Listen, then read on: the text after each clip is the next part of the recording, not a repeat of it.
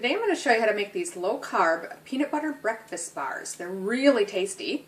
Have only 6 net carbs each. So I've got the ingredients assembled here. You're going to need a cup of no sugar added peanut butter. We love Maver's. It's a really tasty one, but anything you've got near you that has no sugar in it is fine for the recipe. Next, you're going to need a half a cup of non-sugar sweetener. Now I like this one because it's Stevia. You use whatever you like. It doesn't make any difference. You're going to need a half cup of flaxseed meal, a half cup of almond meal, half cup of chocolate chips that are sugar-free. Now if you can get chocolate chips that are sugar-free, that's great. I have trouble finding those, so I'm actually using just a sugar-free chocolate bar, and I'm just going to chop it up into chocolate chip-sized pieces. You'll need 2 egg whites, so we're going to separate those. Half a cup of cashews, half a cup of almonds, and then just 1 teaspoon of chia seeds. All right, we're going to start by preheating the oven to 350 Fahrenheit, which would be about 180 Celsius. Next, you're going to need a square baking pan, about 8 by 8 inches, which would be about 20 centimeters square. And we're going to line that with some parchment or baking paper.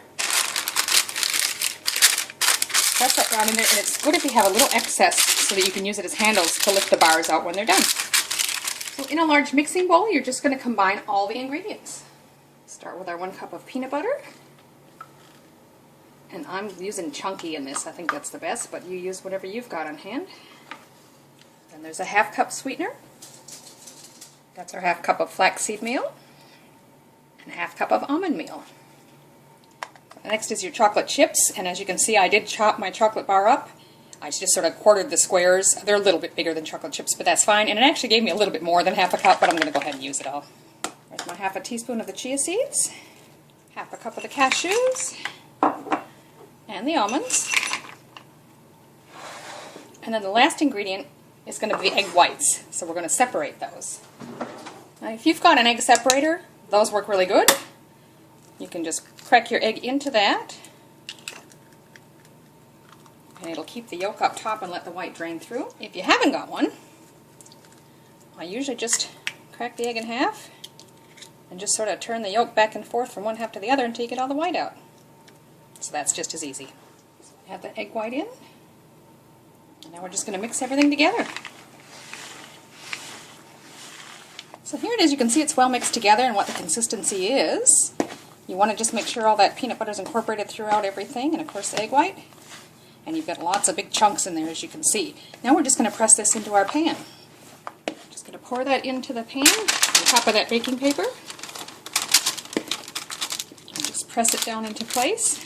Might even be easy to use your hands.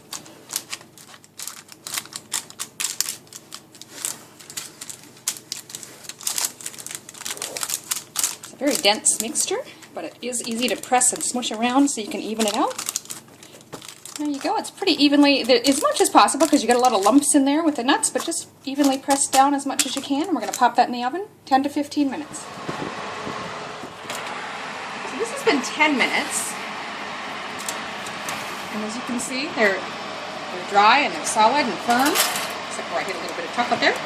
I think I'm going to take them out. The recipe said 10 to 15 minutes. I have a fan-forced oven, so I'm afraid to leave them in too much longer, but you might need to leave them extra few minutes. So what I've done is I've just set the pan on top of a cooling rack, and I'm going to let them sit there until they cool. If I try to lift them out now, I'm afraid they'll just crumble apart. So we want to let those cool completely, and then we're going to put them in the fridge for half an hour. Okay, so we let that cool, and it's been in the refrigerator now for half an hour. So I'm just going to lift that right out. And look how easy the cleanup is. That pan's still clean. Now, this is just 12 servings out of this, so I'm going to see if I can cut that. I'll go in half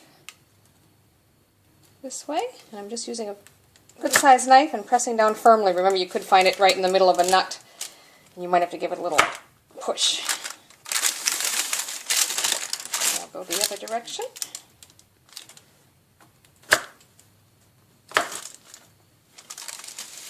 And we'll just cut each of those into 3 pieces again. So I'm going to pull that apart just to make it a little easier. Right about there and right about there.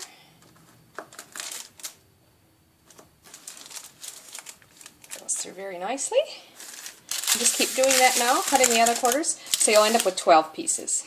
So there you have it, delicious low-carb peanut butter breakfast bars. If you don't eat them all at once, do put the leftovers in the refrigerator. Enjoy. They're really good.